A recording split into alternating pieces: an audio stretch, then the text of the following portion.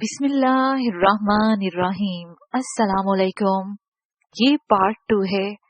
آج ہم آپ کی خدمت میں کتاب لا رہے ہیں جعل جاسوس، حصہ اول۔ آواز تاشا، مصنف مظہر کلیم MA۔ پیشکش بک شیئر پاکستان آڈیو لائبریری۔ دیگر معلومات اور کتابوں کے لیے آپ رابطہ کر سکتے ہیں۔ واٹس ایپ نمبر 0333249573 یا پھر کال نمبر 0300291960 پہ محمد اظہر لطیف سے۔ معزز خواتین و حضرات، یہ بک 4 حصوں پر مشتمل ہے۔ یہ حصہ نمبر 3 ہے اور 238 صفحات پر مشتمل ہے۔ تو آئیے سنتے ہیں پارٹ نمبر 2، صفحہ نمبر 23 سے۔ تھوڑی دیر بعد انہیں وہ عورت کے سر والی چٹان نظر آ گئی اور پھر تنگ درے سے ہوتے ہوئے جلد ہی وہ بتائی گئی غار تک پہنچ گئے۔ یہ غار واقعی اس انداز میں بنی ہوئی تھی کہ اسے تلاش کرنا آسان نہ تھا۔ غار میں پہنچنے کے بعد انہوں نے سامان وغیرہ نیچے رکھا اور عمران نے اپنے ساتھیوں سے مل کر غار کے منہ پر ایک بڑا سا پتھر ٹکا دیا اور پھر وہ سب غار کی دیواروں سے پشت لگا کر بیٹھ گئے۔ انہیں وہاں بیٹھے ہوئے تھوڑی ہی دیر گزری تھی کہ اچانک دور سے ہیلی کاپٹروں اور جیپوں کے شور کے ساتھ ساتھ انسانی قدموں کی آوازیں سنائی دینے لگی۔ یوں محسوس ہو رہا تھا جیسے پہاڑیوں پر کسی فوج نے چڑھائی کر دی ہو، لیکن یہ آوازیں خاصی دور تھیں، اس لیے وہ بالکل اطمینان سے بیٹھے رہے۔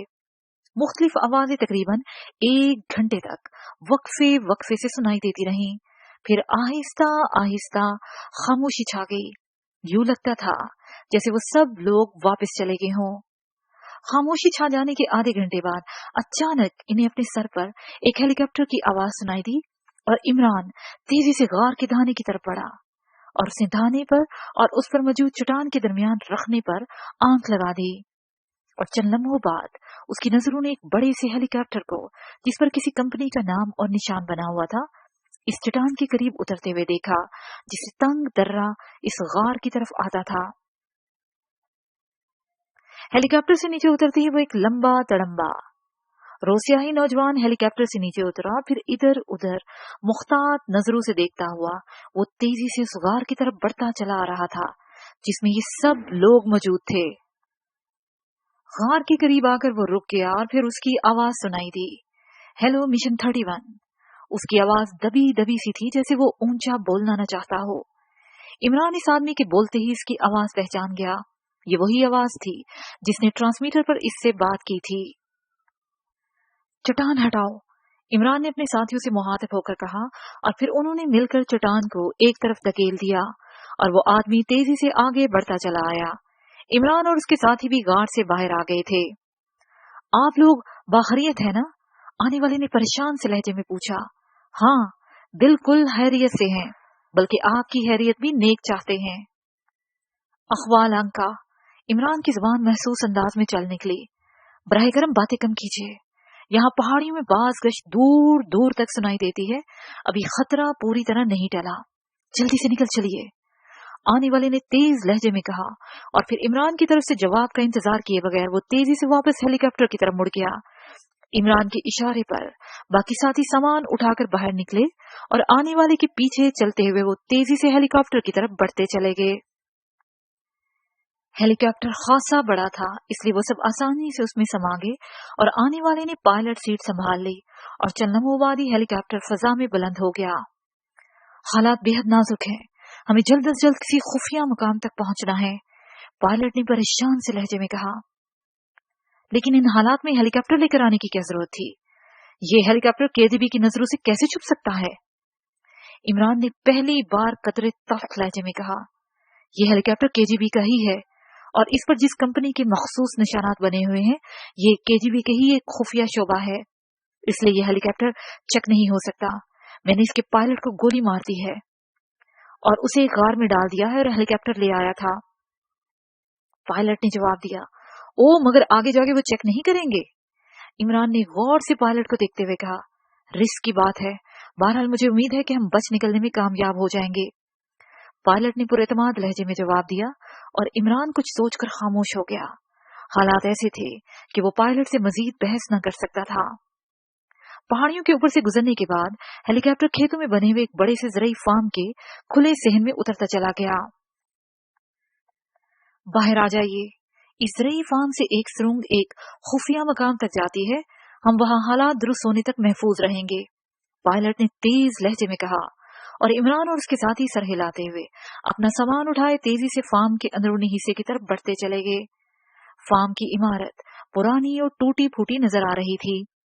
इमरान और उसके साथी पायलट की रहनुमाई में चलते हुए एक छोटे से कमरे में पहुंचे तो पायलट ने फर्श के एक कोने को बूट की नोक से दबाया।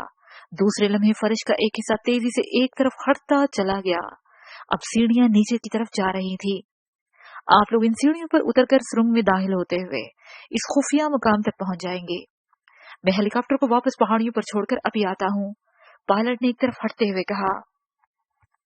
ठीक है, इमरान ने सर हिलाते हुए कहा, और फिर सबसे पहले इमरान सीढ़ियों से नीचे उतरा और उसके बाद उसके साथी भी नीचे उतरते चले गए। सीढ़ियों के इख्तिताम पर वाकई एक पुरानी सी सुरंग नजर आ रही थी। यूं लगता था जैसे ये सुरंग कई सालों से इस्तेमाल में न आई हो। पूरी सुरंग उधड़ी पड़ी थी, हर तरफ काट कबाड़ बिखरा पड़ा था। अलबत्ता सुरंग में हल्की हल्की रोशनी मौजूद थी जो छत के करीब बने हुए छोटे छोटे सुराहों से अंदर आ रही थी। सुरंग पार करने के बाद वो एक बहुत बड़े कमरे में पहुंच गए। इस हालनुमा कमरे की हालत भी सुरंग जैसी ही थी, अलबत्ता यहाँ रोशनी और हवा का इंतजाम निस्बतन बेहतर था। कमरे में लोहे के 4 पलंग और एक मेज कुर्सी मौजूद थी।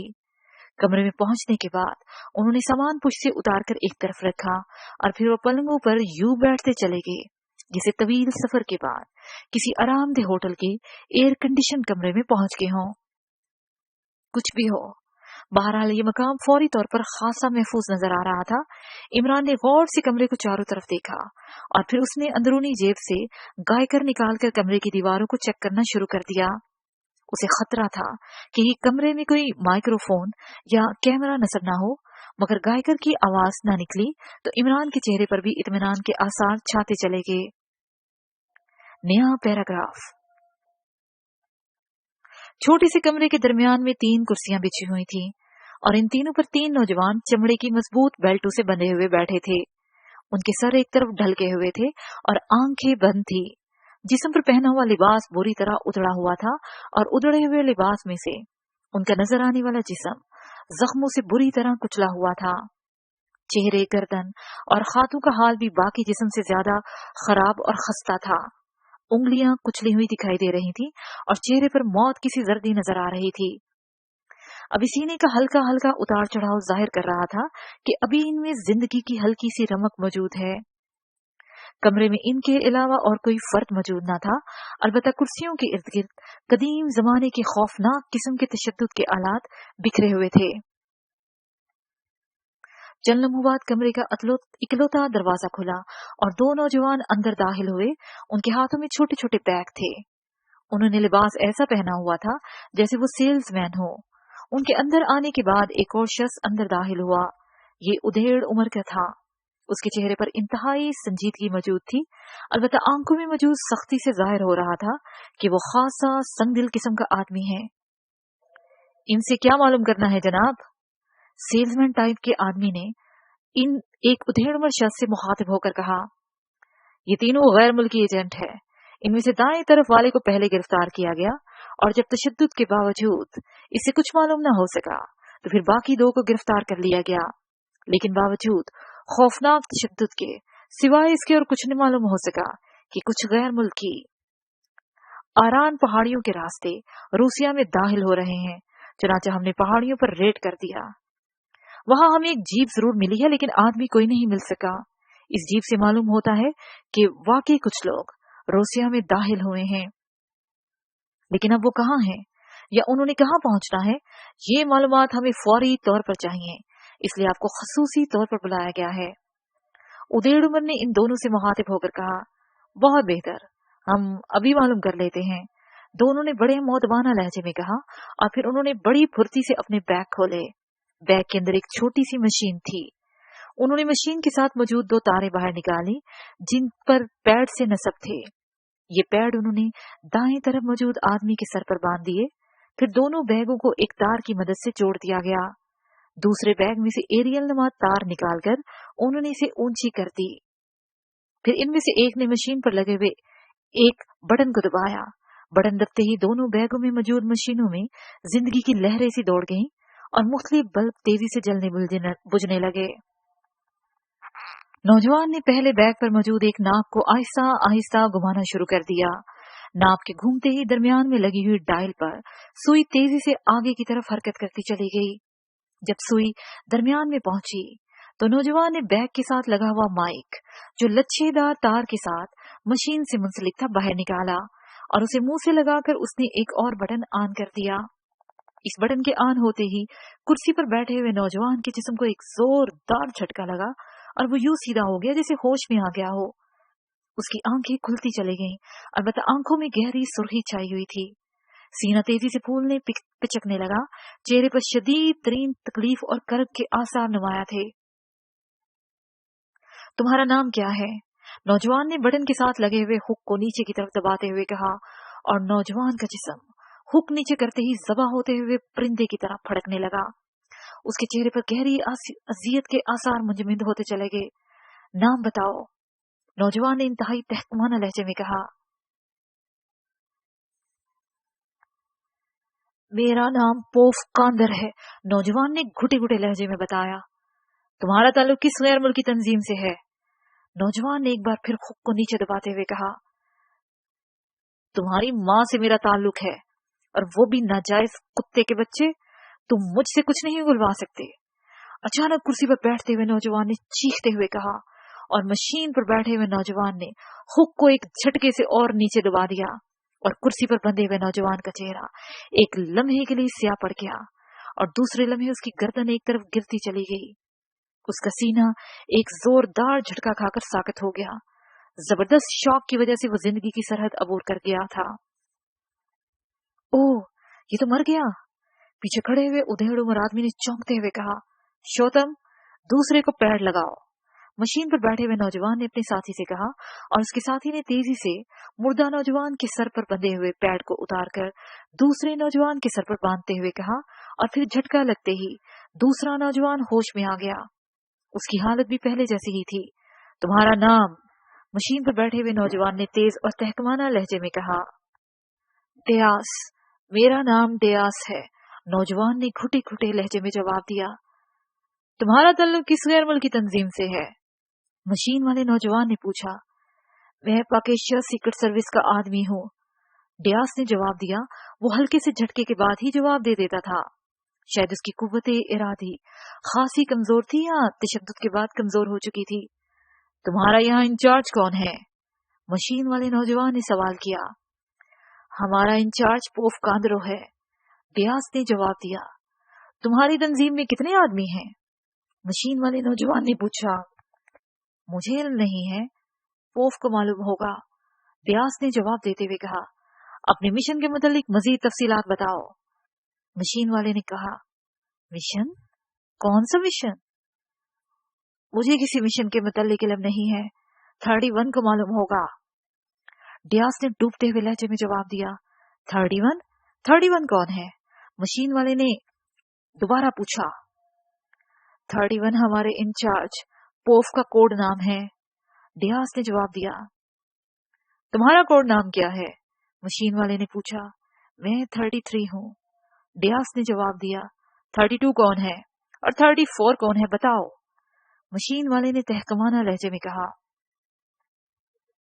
मुझे नहीं मालूम, मैं सिर्फ 31 को जानता हूँ, डियास ने जवाब दिया। इसे पूछो कि मसनूई इंसान बनाने वाले कारखाने की निगरानी का हुक्म तुम्हें किसने दिया था? अचानक पीछे खड़े हुए उधेड़ा उम्र आदमी ने कहा और मशीन वाले नौजवान ने यही फिक्रा माइक में दोहरा दिया। 31 ने, डियास ने मुख्तसर सा जवाब दिया। ये माइक मुझे दो, मैं खुद सवाल करूंगा। उधेड़ उम्र ने अचानक आगे बढ़कर नौजवान से माइक लेते हुए कहा। क्या मालूमात हासिल हुई, तफसील से बताओ। उधेड़ उम्र ने तहकमाना लहजे में सवाल किया और मशीन वाले नौजवान ने हुक को मजीद नीचे कर दिया। बताता हूँ। हुक शायद ज्यादा ही दब गया था, इसलिए डियास का जिस्म जख्मी परिंदे की तरह फड़फड़ाने लग गया था। जल्दी बताओ, उधेड़ उम्र आदमी ने चीख कर कहा और मशीन वाले ने हुक को जरा सा ढीला कर दिया और डियास के जिस्म में पैदा होने वाली फड़फड़ाहट जरा सी हल्की पड़ गई। पानी, मुझे पानी दो, मेरा दम घुट रहा है, पानी, डियास ने डूबते हुए लहजे में कहा। ओह पानी, जरा जल्दी पानी दीजिए, इसका खून गाढ़ा हो गया है, मशीन वाले ने नौजवान ने चौंक कर कहा। अच्छा मैं पानी लाता हूँ, उधेड़ उम्र आदमी ने चौंक कर कहा और फिर माइक मशीन वाले नौजवान के हाथ में पकड़ाकर वो तेजी से कमरे के कोने की तरफ बढ़ा जहाँ एक मेज पर पानी का बड़ा सा जग पड़ा हुआ था। जब तक पानी आएगा तफसीलात बताओ, मशीन वाले ने दोबारा माइक मुंह से लगाते हुए कहा। पानी, पानी, पानी, डियास ने घुटे घुटे लहजे में कहा और फिर उसके साथ ही उसकी आवाज डूबती चली गई। दूसरे ही लम्हे उसका सीना तेजी से फूलता पिचकता हुआ यकदम साकित हो गया। ये लो पानी, उधेड़ उम्र ने जग मशीन वाले की तरफ बढ़ाते हुए कहा। अब इसकी जरूरत नहीं है, ये खत्म हो चुका है, मशीन वाले नौजवान ने तवील सांस लेते हुए कहा। ये क्या हो रहा है? तुमने 2 अहम आदमी मार डाले हैं, मैंने तुम्हें पूछताछ के लिए बुलवाया था, इसलिए नहीं बुलवाया था कि तुम इन्हें खत्म कर दो, उधेड़ उम्र आदमी ने बिगड़े हुए लहजे में कहा। जनाब इसमें हमारा कसूर नहीं है, खौफनाक तशद्दुद ने पहले ही इन्हें मौत के करीब कर रखा है, अब ये इस काबिल भी नहीं है कि मामूली से झटके भी सह सके, मशीन वाले नौजवान ने मोतबाना लहजे में जवाब देते हुए कहा। अच्छा अब ख्याल रखना, तीसरा आदमी ना मरे, वरना हम मुकम्मल अंधेरे में चले जाएंगे, उधेड़ उम्र आदमी ने कदरे नरम पड़ते हुए कहा और मशीन वाले नौजवान ने आहिस्तगी से सर हिला दिया और फिर उन्होंने तीसरे के सर के साथ भी पैड बांध दिया और दोबारा सवाल और जवाब करने शुरू कर दिए। मेरा कोड नाम 32 है, हमारा इंचार्ज 31 है, पाकिस्तान सीक्रेट सर्विस रोसिया में एक अहम मिशन पर आ रही है। पाकिस्तान सीक्रेट सर्विस के चीफ X2 ने हमें हुक्म दिया था कि हम रोसिया में उस कारखाने का महल्ले वकू तलाश करें जहां मसनूई इंसान बनते हैं, और फिर 33 ने वो कारखाना ढूंढ निकाला और हमने रिपोर्ट पाकिस्तान भिजवा दी। आज पाकिस्तान सीक्रेट सर्विस ने नाराकान पहाड़ियों के रास्ते रोसिया में दाखिल होना था, लेकिन हमें गिरफ्तार कर लिया गया। मुझे नहीं मालूम कि 31 ने उनको ठहराने का क्या मंसूबा बनाया है। तीसरे आदमी ने, जिसे अपना कोड 32 बताया था, मुख्तलिफ सवालात के जवाब देते हुए कहा। तुम्हारे और कितने साथी हैं? उधेड़ उम्र आदमी ने माइक में पूछा। जहां तक मुझे मालूम है हमारा ग्रुप 4 अफराद पर मबनी है, एक 31, मैं 32, एक डियास है 33 और एक और आदमी है जिसका कोड 1130 है, वो अलग ही रहता है, नाकरान पहाड़ी के करीब उसका जाती दफ्तर है, उसका ताल्लुक बराह रास्त 31 से है। 32 ने तफसीलात बताते हुए कहा। तुम उससे कभी मिले हो? उधेड़ उम्र ने पूछा। हाँ, एक बार मीटिंग में मिला था, 32 ने जवाब देते हुए कहा। उसका हुलिया तफसील से बताओ, उधेड़ उम्र ने इश्तियाक अमीज लहजे में पूछा। वो लंबे कद का नौजवान है, उसके चेहरे पर बाएं आंख के पास जख्म का निशान है, बस इससे ज्यादा मैं कुछ नहीं जानता, 32 ने जवाब दिया। पाकिस्तान सीक्रेट सर्विस का यहाँ क्या प्रोग्राम है? अचानक उस उधेड़ उम्र आदमी ने जोर देकर पूछा। मुझे नहीं मालूम, 32 ने जवाब दिया। तुम्हें मालूम है बताओ, उधेड़ उम्र आदमी ने गुस्से से चीखते हुए पूछा। मुझे नहीं मालूम, 32 ने बड़े बाएतमाद लहजे में जवाब देते हुए कहा। इस पर दबाव डालो, मुझे इस सवाल का जवाब हर कीमत पर चाहिए, उधेड़ उम्र ने मशीन वाले नौजवान से मुखातिब होकर कहा और मशीन वाले ने हुक को जरा और जोर से दबा दिया। 32 के जिस्म को जोर जोर से झटके लगने लगे। बताओ, मिशन बताओ, उधेड़ उम्र आदमी ने चीखते हुए कहा। मुझे नहीं मालूम, 32 ने फड़कते हुए कहा।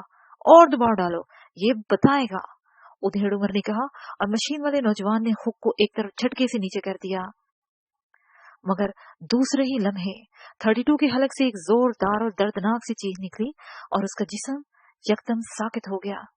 ये भी मर गया जनाब, मशीन वाले नौजवान ने एक तवील सांस लेते हुए हुक छोड़ दिया और उधेड़ उम्र ने हाथ में पकड़े हुए माइक को एक झटके से एक तरफ फेंक दिया। ये बोधे और कमजोर लोग न जाने किस तरह गैर मुल्की एजेंट बन जाते हैं।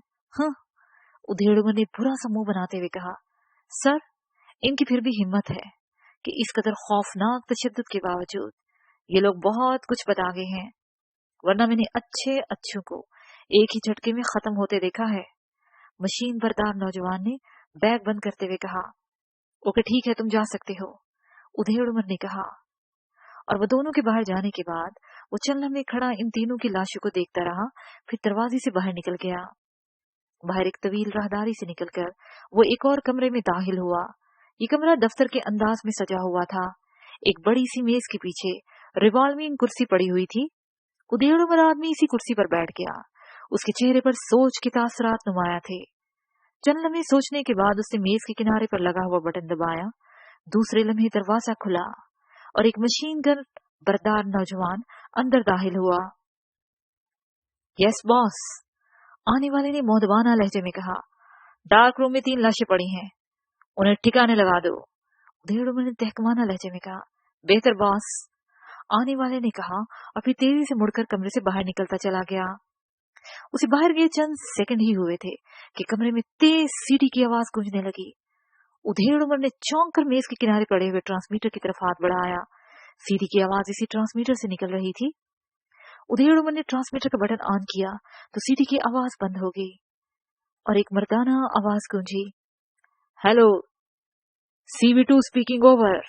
बोलने वाले का लहजा बेहद मौदवाना था। Yes, CV1 speaking over. उधेड़ उमर ने तहकमाना लहजे में जवाब दिया। बॉस, हमने रडार पर 0 शोबे के एक हेलीकॉप्टर को चेक किया है जो बगैर कॉशन दिए CV सेट से गुजर गया है, जिस पर हमने उसे विजन टारगेट पर रख लिया है। ये हेलीकॉप्टर पारोश पॉइंट के करीब एक पुराने जरिए फार्म के अहाते में उतरा है और इसमें से कई अफराद फार्म के अंदर चले गए हैं। हेलीकॉप्टर दोबारा उड़ा और वो नारान पहाड़ियों के शमाल में उतर गया है और उसमें से उतरने वाला रोसियाही नौजवान को VNI पर चेक किया गया तो वो एक चट्टान के पीछे छुपी हुई 0 शोबे की जीप पर सवार होकर उसी फार्म हाउस में दोबारा पहुंच गया। अब जीप फार्म के अंदर ही मौजूद है और वो नौजवान भी फार्म में गायब हो गया है। हमारे आदमी इस फार्म की निगरानी कर रहे हैं। मैं आपको इतला दे रहा हूँ, ओवर। CV2 ने तफसील बताते हुए कहा। ओह, यकीनन ये वही लोग होंगे जो जीप के जरिए अंदर दाखिल हुए होंगे और जिनकी हमें तलाश है, ओवर। उधेड़ उमर ने चौंकते हुए कहा। यस बॉस, वही लोग लगते हैं क्योंकि उन्होंने अपनी पुश्त पर सफरी बैग उठाए हुए थे, ओवर। CV2 ने तफसील बताते हुए कहा। ओह, तुम इस रई फार्म की मुकम्मल निगरानी करो और मैं वहीं पहुंच रहा हूँ, फिर इस पर छापा मारते हैं, ओवर। उधेड़ उमर ने तहकमाना लहजे में कहा। ठीक है जनाब, आप आ जाएं, ओवर। दूसरी तरफ से कहा गया। मैं तकरीबन 10 मिनट में पहुंच रहा हूँ, ओवर एंड ऑल। उधेड़ उमर ने कहा और फिर हाथ बढ़ाकर ट्रांसमीटर का बटन ऑफ कर दिया। उधर उधेड़ उमर आदमी की आंखों में एक अजीब और अनोखी सी चमक उभर आई थी और फिर वो उठकर तेजी से मुल्हका बाथरूम की तरफ बढ़ता चला गया ताकि वहां लिबास तब्दील करके इस अहम तरीन छापे पर रवाना हो सके। नया पैराग्राफ। इमरान के बाकी साथी तो बड़े इत्मीनान से अपने अपने सामान से पुश्त लगाए बैठे हुए थे, जबकि इमरान के चेहरे पर बेचैनी के आसार नुमाया थे। उसके हलक से ये सारी तफसील उतर न रही थी कि एक शख्स यूं इत्मीनान से KGB का एक हेलीकॉप्टर अगवा करके ले आए, धड़ल्ले से इन्हें हेलीकॉप्टर में बिठाकर ले उड़े और फिर यहाँ एक कमरे में बंद करते और KGB को इस सारी कार्रवाई का इल्म ही ना हो। हालांकि बकौल इसी पायलट के KGB सीक्रेट सर्विस के फॉरेन शोबे के 3 अफराद को गिरफ्तार भी कर चुकी हो, इन पहाड़ियों पर छापा भी मार चुकी हो और जाहिर है उसने वो खाली जीप भी बरामद कर ली होगी जिसे वो पहाड़ियों में दाखिल हुए थे। इसके बावजूद KGB खामोश रही हो। ये सारी बातें खिलाफे मामूल दिखाई दे रही थी और इमरान सोच रहा था कि ये पायलट या तो ज़हनी तौर पर बिल्कुल पागल है जो इन हालात में इतना बड़ा और अंधा इकदाम कर गुजरा है, या फिर ये कि KGB का आदमी है और इन्हें इस कमरे में बंद करके KGB के लिए तरने वाला बनाना चाहता है। सफदर। अचानक इमरान ने सफदर से मुखातिब होकर कहा। क्या बात है इमरान साहब, आप कुछ बेचैन नजर आ रहे हैं। सफदर ने मुतमईन से लहजे में जवाब देते हुए कहा। वो शायद काफी देर से इमरान की हालत का अंदाजा लगा रहा था। सफदर, मुझे माश की दाल कुछ टेक्निकलर सी नजर आ रही है, हमें चूहेदान में फंसा दिया गया है। इमरान ने बड़े संजीदा लहजे में मुहावरे का सत्यानाश करते हुए कहा। मैं आपकी ज़हनी कैफियत समझता हूँ, मेरा भी यही ख्याल है। हमें फौरन यहाँ से निकलकर किसी खुली जगह डेरा लगाना चाहिए। सफदर ने जवाब देते हुए कहा, तो क्या आपको इस पायलट की शख्सियत पर शक है? कैप्टन शकील ने चौंकते हुए कहा, शकील साहब, दुश्मन की सरजमीन पर मुझे अपनी शख्सियत भी मशकूक लगती है। ये तो फिर हमारे लिए नया आदमी है। इमरान ने जवाब दिया, मेरा ख्याल है कि बाहर हमारे लिए यहाँ से ज्यादा खतरा हो सकता है, और अगर तुम्हारा शक वजह होता तो अब तक कोई न कोई धमाका हो चुका होता। तनवीर ने बुरा सा मुंह बनाते हुए कहा, हो सकता है तुम्हारी बात दुरुस्त हो। बहरहाल हमें यूं हाथ पर हाथ धरकर नहीं बैठना चाहिए। हमें यहाँ आए हुए निस्फ घंटे से जायद गुजर चुका है, और अब तक ना ही वो शख्स वापस लौटा है और ना ही किसी और अंदाज में उसने हमसे राब्ता किया है। इमरान ने सर हिलाते हुए कहा, और फिर इससे पहले कि इमरान की बात का कोई जवाब देता, अचानक सुरंग की तरफ से खटका सा हुआ और दूसरे ही लम्हे वही पायलट कमरे के अंदर दाखिल हुआ। उसके चेहरे पर हल्की सी बेचैनी के आसार नुमाया थे। आप लोग परेशान तो होंगे, बहरहाल वक्ती तौर पर ये इंतहाई महफूज जगह थी। आने वाले ने करीब आकर मुस्कुराते हुए कहा, तुम्हारी बात दुरुस्त हो सकती है, लेकिन मेरा ख्याल है ये कमरा हमारे लिए चूहेदान भी साबित हो सकता है। इमरान ने बड़े संजीदा लहजे में जवाब दिया, आपकी बात इस सूरत में दुरुस्त हो सकती है अगर केजीबी को इसकी इतला मिल जाए, और जहां तक मेरा ख्याल है केजीबी को इतला नहीं मिली, वरना वो इतनी देर सब्र नहीं कर सकते। पायलट ने मुस्कुराते हुए जवाब दिया, अच्छा, अब काम की बातें हो जानी चाहिए। मैं ज्यादा देर तक यहाँ नहीं ठहरना चाहता। इमरान ने कहा, देखिए, X2 के फॉरेन शोबे से मेरा ताल्लुक है। मेरा नंबर 1130 है। हमारी टीम का इंचार्ज 31 था, जिसके साथ 32 और 33 दो मेंबर काम करते थे। मुझे इनसे अलहदा रखा गया था और मैं बराह रास्त X2 को जवाब दे हूँ। अलबत्ता 31 से तामुन करना मेरा काम है। 3-4 रोज कबल X2 ने मुझे हिदायत की कि मैं रूसिया में ऐसे कारखाने के महल्ले वकू का पता चलाऊं जहां मसनूई इंसान तैयार किए जा रहे हैं। चूंकि मेरा ताल्लुक साइंस के शोबे से है, इसलिए मैंने इस सिलसिले में खासी भाग दौड़ की और फिर मैंने इस कारखाने का पता चला लिया। ये कारखाना जोगनाश नामी कस्बे में जेर जमीन बनाया गया है। ये कस्बा यहाँ से 100 किलोमीटर के फासले पर है, लेकिन मैं इसके अंदर न जा सका और मजीद तफसीलात के लिए मैंने 31 को कॉशन दे दिया, और जो कुछ मैं मालूम कर सका था उसकी इतला मैंने X2 को दे दी। आज मुझे 31 ने इतला दी कि सीक्रेट सर्विस की टीम नाराकान पहाड़ियों के रास्ते रूसिया में दाखिल हो रही है। उसके बाद मैं चुकन्ना हो गया और फिर अचानक मुझे इतला मिली कि केजीबी के खसूसी शोबा सीवी ने 31, 32 और 33 तीनों को अचानक अगवा कर लिया है। चनाचा मैंने आपसे राब्ता कायम किया और फिर आपने खुद देख लिया कि मेरी मालूमात कितनी ठीक थी। अगर मैं बर वक्त आपको इस गार में छुपने के लिए ना कहता तो आप केजीबी के हत्थे चढ़ जाते। बहरहाल बात की सूरत हाल आपके सामने है। मुझे X2 ने यह भी हिदायत की थी कि मैंने इस टीम से, जिसका सरबराह अली इमरान साहब है, भरपूर तावन करना है। चुनाचा मैं हाजिर हूँ। 1130 ने अपने मुतालिक पूरी तफसील बताते हुए कहा, वो मोहल्ले को मुझे तफसील से बताओ। मैं फौरी तौर पर इस कारखाने पर हमला करना चाहता हूँ। इमरान ने संजीदा लहजे में कहा, इस कारखाने पर हमला नामुमकिन है जनाब। ये कारखाना जिस कस्बे में है वो तमाम कस्बा केजीबी के अफराद पर मुश्तमिल है। वहाँ केजीबी के 4 मुख्तलिफ शोबों के बड़े दफातर मौजूद हैं और ये कस्बा मखसूस लोगों का है, जहाँ एक भी अजनबी दूर से पहचाना जा सकता है। फिर ये कारखाना इस अंदाज में बनाया गया है कि इस पर एटम बम तो एक तरफ, हाइड्रोजन बम भी मार दिया जाए तब भी इस कारखाने का कुछ नहीं हो सकता। कारखाना मुकम्मल तौर पर बम प्रूफ होने के साथ साथ इंतहाई खुफिया रखा गया है। इसके इर्द गिर्द इंतहाई हसास किस्म के जदीद तरीन हिफाजी आलात नस्ब किए गए हैं। एक मक्खी भी इस कारखाने में बगैर इजाजत दाखिल नहीं हो सकती। एक और बात ये कि कारखाना मुकम्मल तौर पर खुदकार है। इसमें तमाम तर काम रोबोट करते हैं और इसे बाहर से सिर्फ कंट्रोल यानी चेक किया जाता है।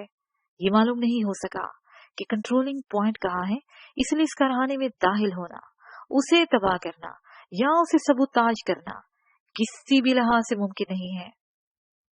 1130 ने तफसील बताते हुए कहा, खूब, अच्छा इंतजाम किया है। बहरहाल ये बात तो तय है कि इस कारखाने का हर कीमत पर तबाह होना है। किस तरह तबाह होना है, ये बात अलबत्ता सोचने की है। अब एक ही सूरत हो सकती है कि इस कस्बे के 5-6 ऐसे अफराद को अगवा करके यहाँ लाया जाए जो हमारी कदोकामत के हों, ताकि इनके मेकअप में हम कस्बे में रहकर सूरत हाल का अच्छी तरह जायजा ले सकें। इमरान ने कहा, बहुत खूब, आमी वाकई बेपनाह जहानत मौजूद है। ये काम आसानी से हो सकता है। इस कस्बे के करीब मेरे एक दोस्त का फार्म मौजूद है। वो दोस्त आजकल बिजनेस के सिलसिले में आस्को गया हुआ है और फार्म खाली पड़ा है। हम वहां आसानी से डेरा जमा सकते हैं। 1130 ने खुश होते हुए कहा, इस फार्म का मोहल्ले वकूफ बताओ।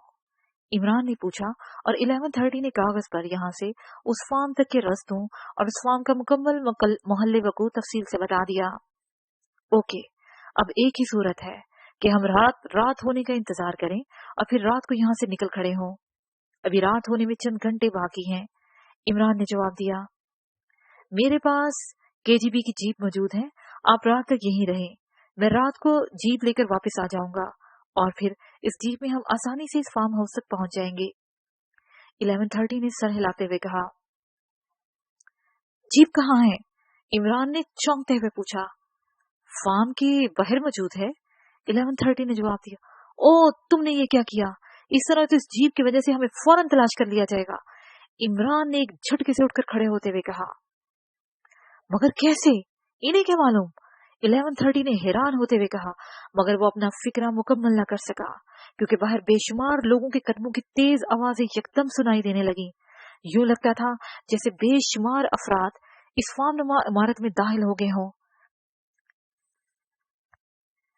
इसके साथ ही सफा नंबर 46 पर पार्ट नंबर 2 इख्तिताम पसीर हुआ। नावल का बकिया हिस्सा पार्ट नंबर 3 पर समाअत फरमाइए।